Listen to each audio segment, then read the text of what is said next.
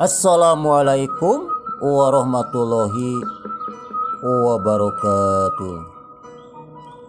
Mitra-mitra sadayana, alhamdulillah Kang Arid tiasa nepangan de mitra-mitra sadayana dina acara dongeng Sunda. Iya dongeng Sunda teh anu nyanak judul Bagaspati, serial Siluman Buta seri ke-34. Mudah-mudahan mitra-mitra sadayana dina danget ayeuna nuju aya dina kadamangan, damang lahir boh damang batin, salawasna aya dina pitulungna Allah Subhanahu wa taala. Mitra-mitra sadayana kamari teh dina seri ke-33 nyaeta Bagaspati anu nuju ngobrol sareng Mang Ute sareng Mang Karna. Bagas nuju bingung kumaha carana nyaeta bade ka nagara Siluman Buta, bade nyanak Nyi Marni putrana Mang Acong. Margi Bagas tetiasaeun sareng Bagas teu gaduh elmuna kumaha carana nuju ka Siluman Buta. Supados teu nyangkulung tingkana waktos sareng teu gantung dangun, sumangga ieu acara dongeng Sunda urang kawitan bae.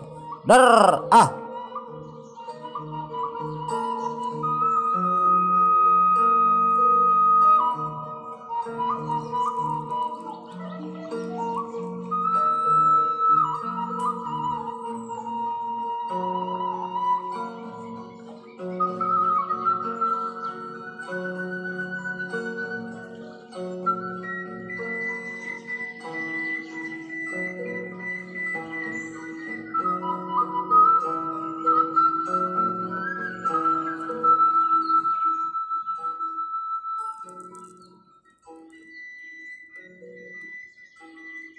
Bingung Mang Karna ge ari urusan jeung siluman mah.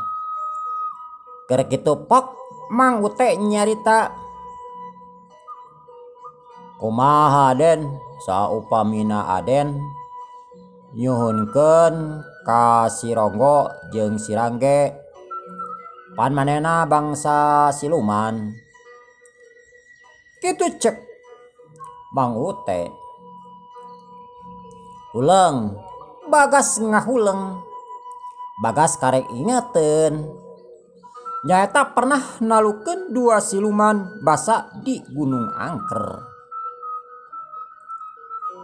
Harita dua siluman anu ngaranna si Ronggo jeung si Rangge kungsi eleh nepikeun ka taluk, nepikeun ka si Ronggo jeung si Rangge kungsi janji lamun aya pangabutuh bisa digeroan. Kitu harita anu kaluar tina ucapan dua siluman. Ari siluman mah pantara ingkar janji. Naon anu diucapkeun ku manehna pasti bakal ditedunan. Keur bangsa siluman pantrangan muncela mencele. Lamun janji sore tangtu bakal kapake isukan. Lamun janji isukan pasti bisa kapake sore. Eta sifat siluman. Siluman mamun ngadek sacekna lamun nila saplasna. Tapi tujuan eta teh angger we ngaran siluman mah tujuan anak hayang ngusrukeun bangsa manusia. Loba cara siluman mah kumaha sangkan manusia kasarad kabawa ku manehna. Ku cara dibobodo, ku cara disingsienan, ku cara dibibita. Pan di bangsa urang mah teu saeutik jelema anu kadeoh ku iblis. Gerbag aya nu kasurupan. Wah. Ngacak-ngacak itu ngacak-ngacak ieu. Urwok pan hayang cikopi. To apa sia yaing saha aki sia? Naudzubillahi min dzalik. Akhirna anu imana saeutik mah kabawa ku arus eta iblis. Panahina dipercaya pada anu geus maot mah nya maot we. Anu geus maot mah urusan Allah lain urusan manusia. Komo manehna ngaku-ngaku karuhun, ngaku-ngaku aki buyut. Aya ge nu ngaku-ngaku yen ieu teh bapak maneh. Atuh digogo. Akhirna ti gejlig eta kaimanan urang terbawa arus iblis. Nu ngakibatkeun diri urang anu rugi. Lamun urang geus mempercayai nu kitu, naudzubillahi min dzalik, sigana ti dieu dosa anu teu karasa. Sedengkeun musyrik mah pan dosa anu panggede-gedena. Pok Bagas nyarita, oh nya mamang abdi nemeh kaemutan nya kemah urang cobian we mang ngan wayahna we bisi abdi bisa indit ka nagara siluman.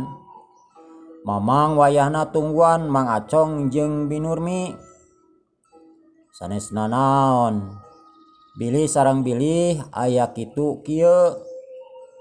Abdi teu ngaharep lamun Mang Acong jeung Binurmi cilaka. Abdi mah estuni ngadukung teh kumargi aranjeunna bade babalik pikir. Perlu pisan ku urang dibantos. Ya abdi ge bade ku cara kumaha. Nanging abdi gaduh kayakinan yen Nyi Marni tiasa kacanak deui. Da eta mah tos sidik dicanak ku iblis. Kitu ceuk Bagas. Ah, Mang Aden. Mangga. Kalem melah Aden mah. Tong seremutan. Aden mah fokuskeun we kumaha cara nyalametkeun Nyi Marni. Kan masalah Mang Acong sareng Binurmi bilih aya itu ieu mah serahkeun ka Mamang jeung ka Mang Ute. Atuh anu saterusna ti luarana balik deui ka imahna Mang Acong. Hawa peuting meuni karasa tirisna lain di kieuna nyecep kana sungsung kana balung. Matak beku kana awak. Bubuhan di pagunungan anu hawana teh nyecep. Dibarengan ku sora babence sakapeung aya sora buuk. Nambahan kana kakeuengan di eta tempat.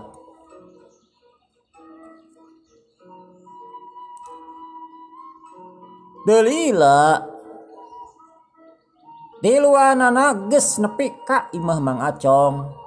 Mang Ute kaketro kana pantai imah.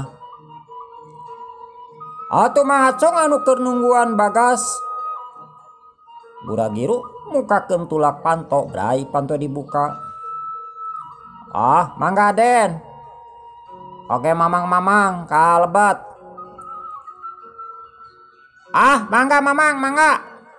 Anu saterusna tiluanana ka jero imah, gek tiluanana dariuk kitu deui Mang Acong. Pok Mang Acong nitah ka Binurmi. Cik, pangyengkeun kopi. Ka ditu. Nurmi, karunya ieu Den Bagas jeung mangkana Mang Acong meuni katirisan kieu. Atuh Binurmi teu halarese kancang ka dapur rek nyieun kopi. Da bener hawa peuting teh kacida tirisna. Nyieun kopi teh rada lila. Da kudu ngagolakeun cai kudu naeur cai. Bari naeur cai ge pan waktu harita mah dina hawu. Beda jeung zaman ayeuna, pan ayeuna mah karja trek we, da aya kompor gas. Baheula mah lamun rek daheur cai teh memang henteu ujug-ujug. Da termos teu boga. Da zaman baheula mah can aya termos.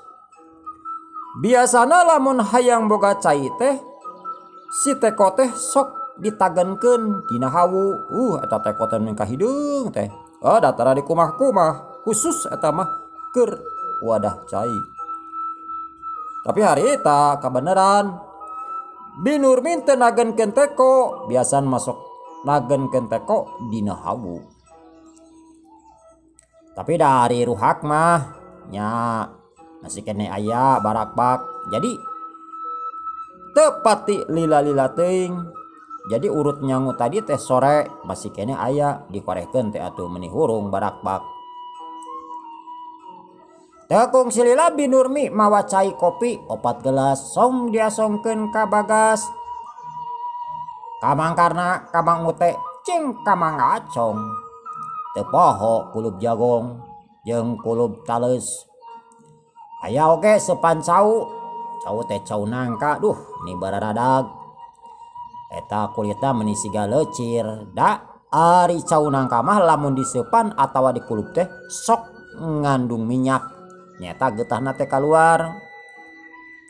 Ari cau nangka teh anu geus asak. Tapi da ari cau nangka mah asake tara nepikeun ka buyatak.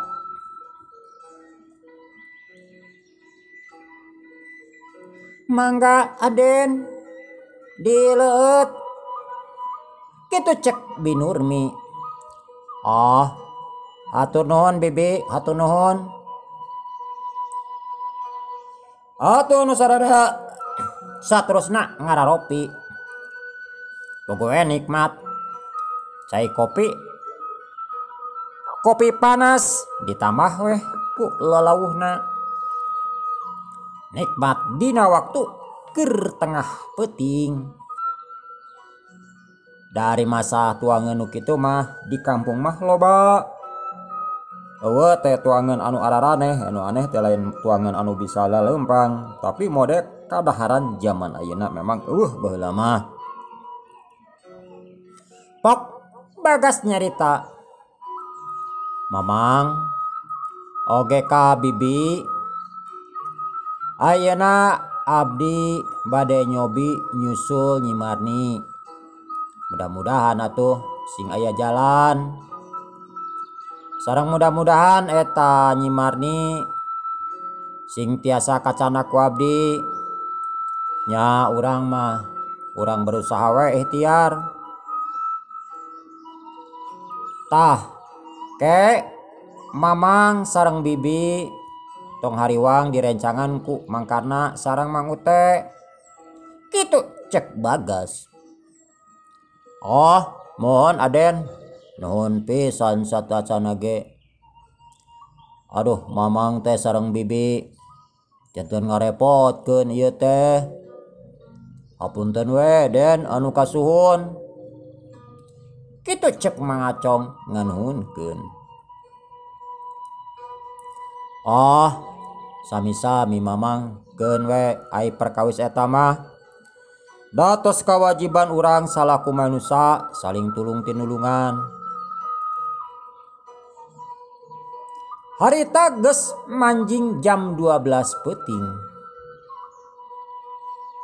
Dina peuting harita asa beda jeung sasarina asa karareueung teu puguh. Rarasaan teh asa kumaha mah. Komo binurmi jeung Mang Acong mah hatena dagdigdug teu puguh rarasaan. Pikiranana nganteng we ka budakna. Cek pikir binurmi jeung Mang Acong kumaha nasib anak aing. Boa-boa di ditu teh diroga hala. Boa-boa di ditu teh aya masalah. Boa-boa Nyi Marni dijieun ganjel atawa Buah Nyi Nurmi dijieun tatapakan kitu anu galecok dina hate Mangacong jeung Binurmi. Tapi hate Mangacong jeung Binurmi ngarasa yakin yen Den Bagas bisa bawa anu jadi anakna. Nyata anu dibawa ku siluman buta. Pok Bagas nyarita, Mamang, Bibi, dikantun heula nya, abdi bade keluar, nya bade ngawitan we, kitu cek Bagas. Oh, mohon Aden, mangga. Mohon Aden, nya ti bibi mah piduana we. Mudah-mudahan Aden aya dina kasalamatan. Kitu cek Binurmi. Anu saterusna Bagas turun ti imah. Nyata ti Mama Acong. Harita Bagas geus aya di buruan. Ari buruan teh kacida legana. Bubuhan di zaman baheula mah imah teh can pati loba model kiwari. Kata mah dari masalah tanah mah baheula mah asal hayang. Pek we cenah palaga-lega. Komo daek di gunung mah lain nganung harti dibebaskeun. Ari bebas masih henteu angre baheula ge aya pemantau ti pihak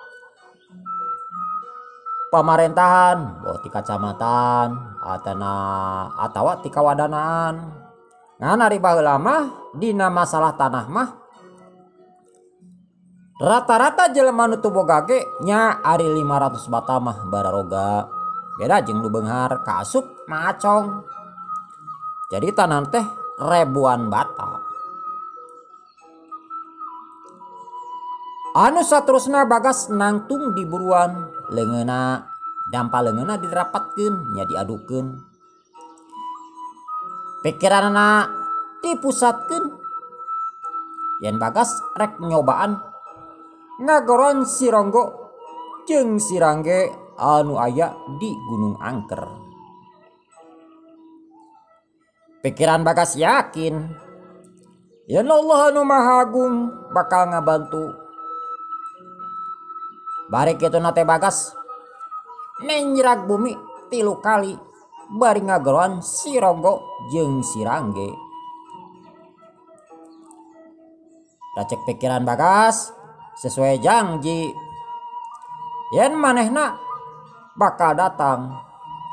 Gerek kitu tekan nyahoan gelebug. Aya sora angin maninga gelebug.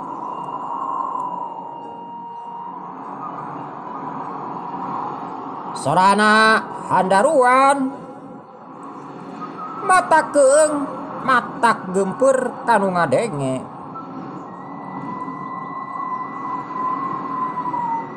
Eta angin teh kumawe angin puyuh anu ngaguruhna muter. Bobohan eta angin teh lain angin anu model umum, tapi sora angin anu dibarengan ku siluman. Karek kitu kadenge aya sora nyaeta kumaha we gelap jeung balaladug. Atuh nambahan keung di eta tempat teh. Jeung jalager mata katorekan. Langit ngadak-ngadak angkep kumaha we anu rek siga turun hujan. Mega Bandung ngagulung nambahan keungna di eta tempat. Sora angin mending ngaguruh jeung sora angin teh kadengieun ku Mang Acong, ku Binurmi, ku Mang Karna jeung ku Mang Ute.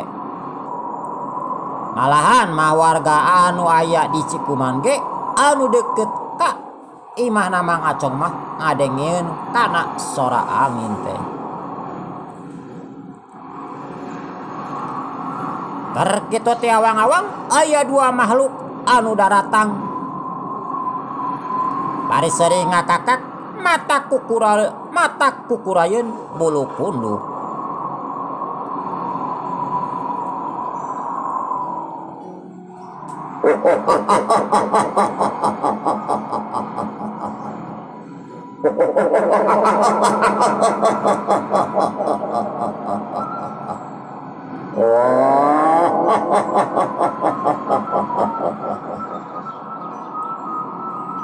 Daya kajaba eta teh si Ronggo jeung si Rangge. Sele si Ronggo jeung si Rangge sukuna nincak taneuh. Cakakak si Ronggo seuri deui meningak gakak. Anana malotot celina rabeng sihungna mani paranjang leungeunna ranggos kukuna paranjang patak pikasieun. Pok si Ronggo nyarita sorana handaruan mata kukurayeun anu ngadenge. Tapi ari keur Bagas mah tenang we, teu ngarasa smer komo. Si Ronggo jeung si Rangge kungsi eleh ku Bagas.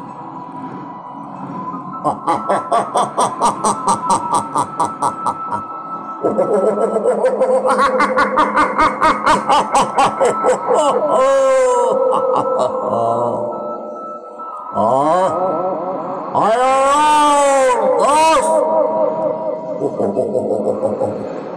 Ayo gas.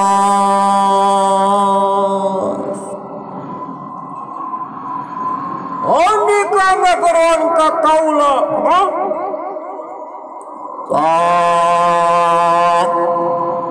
Bagas geura nyarita. Geura nyarita ka kaula, gas. Kaula keur sare jeung ari kaula dikaroan ku Andika. Ayo gas.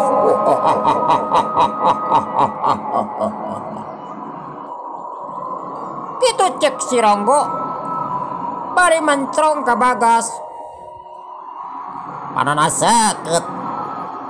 Siga nu hayang tembus kana jantung Bagas, naon manehna atawa naon Bagas ngageroan manehna. Oh, kieu Ronggo. Oke anjeun Rangge. Kaula rek menta bantuan ka Andika duaan. Yen kaula boga masalah jeung siluman buta anu ti Gunung Gede anu ngaranna Prabu Ruhung Bumi jeung patih anu ngaranna Patih Buncir Hideung. Yen dulur kaula anu ngaranna ti nagara nyata ti Jamati bangsa manusia dibawa ka ditu. Kitu cek Bagas nerangkeun ka si Ronggo jeung si Rangge. Atuh kebak si Ronggo jeung si Rangge ngakebek lain dikieuna. Sabab ari si Ronggo jeung si Rangge geus apaleun saha atuh ari Prabu Ruhung Bumi jeung Patih Buncir Hideung. Hiji raja jeung hiji patih anu gagah rongkah. Sakabeh karajaan di negara siluman geus apaleun saha ari Prabu Ruhung Bumi. Wani ngaganggu ka manehna sarua jeung geus boson hirup. Komo ieu si Ronggo jeung si Rangge. Ari si Ronggo jeung si Rangge mah nya siluman biasa, lamun di bangsa manusia mah rahayat miskin. Rahayat miskin tapi nya biasa sajan miskin ge tara kabagian beas raskin. Atuh jeung hareupan nu kitu mah nyaeta Prabu Ruhung Bumi. Wah, jauh bumi ka langit ponteng ngalawan kado. tong boro manehna duaan. Sanajan si Ronggo jeung si Rawe si Rangge ngerahkeun babaturanana anu sarua ti bangsa siluman moal kuat. Intina mapan si Ronggo jeung si Rawe si Rangge mah teu boga jabatan RT RTA can di negara silumana. Manehna cicing di Gunung Angker oge nya lamun urang masa saungan. Jadi cek paribasana cicing dina kayu dina batu teh teu boga akuan, teu boga jabatan di hiji nagara. Pok si Ronggo jeung si Rangge nyarita.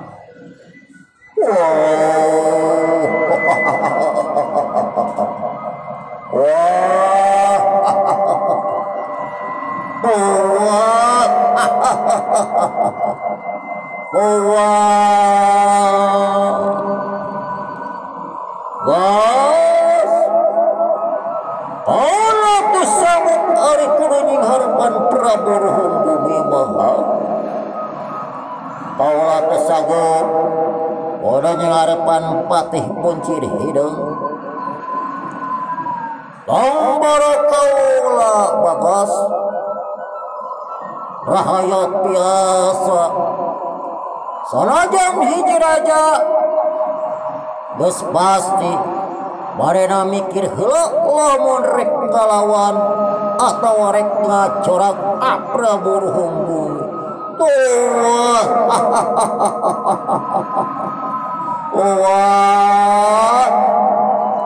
Obat bagus kaula teu sanggup bas. Coba minta namun tong nu kitu sia teh Bagas. Minta naon teh emas intan berlian atawa pusaka. Sia Bagas minta ulah nu aneh-aneh. Ya mah paminta maneh magas berat.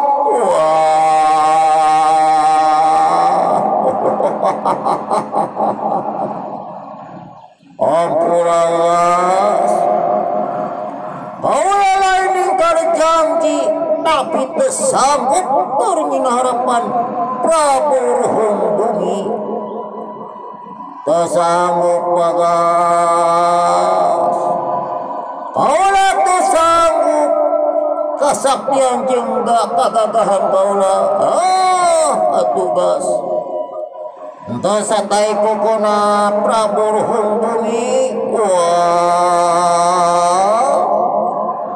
Kitu cek si Ronggo.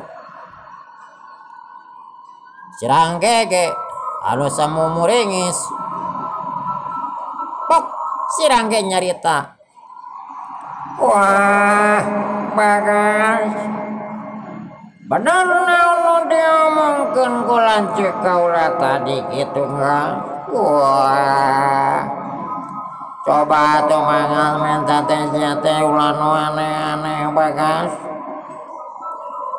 Ulah nu mata pikalireun aing. Ari kitu mah atuh sia teh sarua we jeung nitah kojor aing. Kaula teh sanggup nyalanceuk kaula ge moal sanggupeun Bagas. Wah, teu sanggup.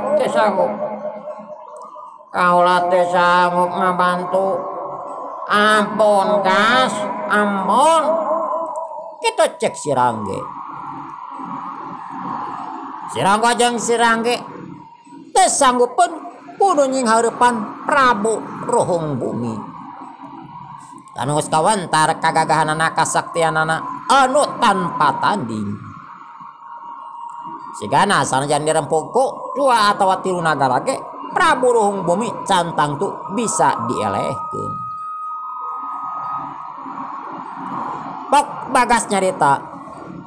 Oh, Ronggo, Rangge, ya kaula mah lain menta kudu nyerang ka ditu.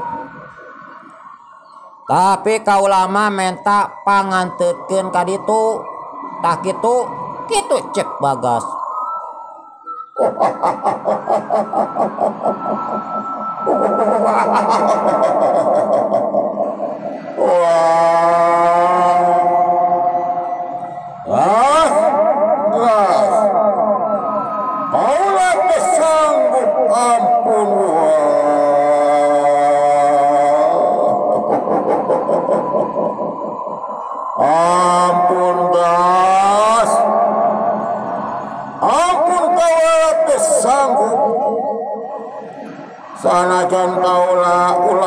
ge cicinggas.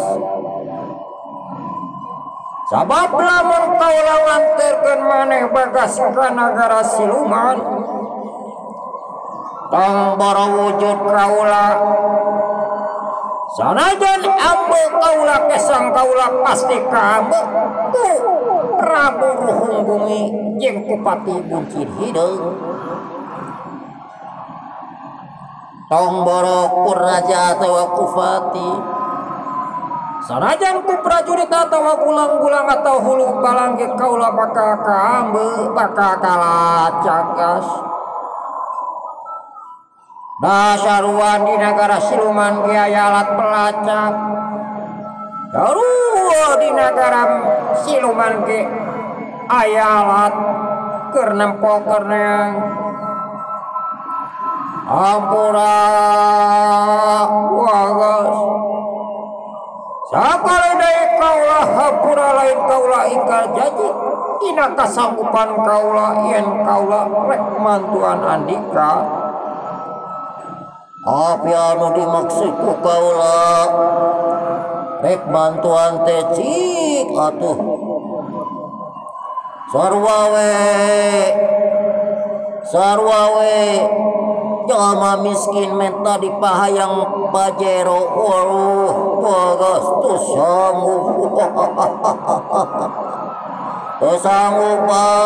sanggup pas Atuh ulang. Bagas ngahulang. Ari teu sanggup mah rek kumaha deui atuh. Da dipaksakeun ge moal bener. Intina ti pihak siluman ge aya batas kemampuan.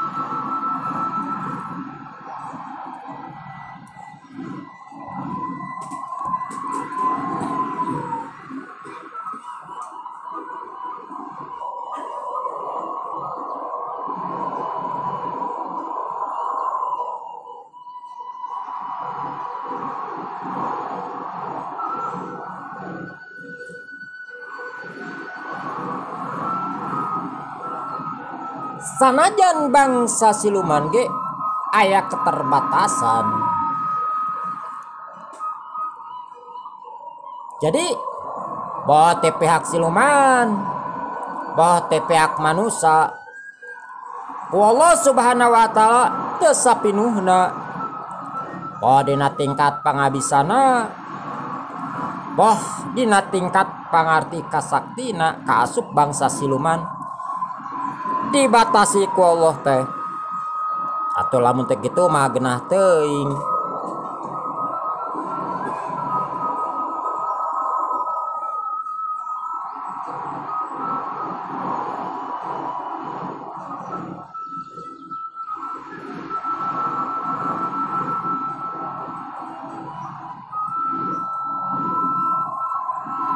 Ya teu nanaon.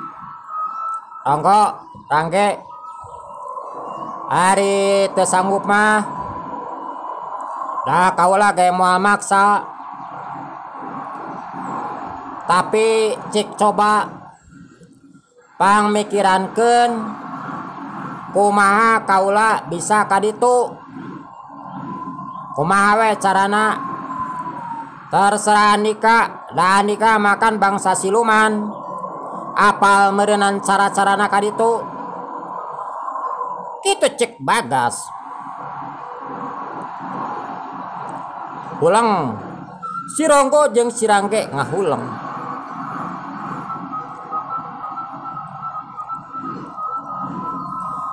Tarangna meuni kerung-kerung. Manehna mikir kumaha cenah atuh.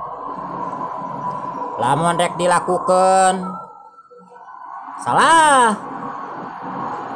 ari teu dilaksanakeun janji. Bener, si Ronggo jeung si Rangge bingung lain di kieuna.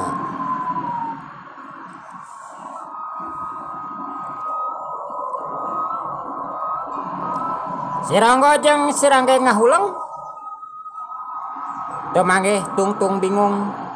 kumaha cara jalan keluarna.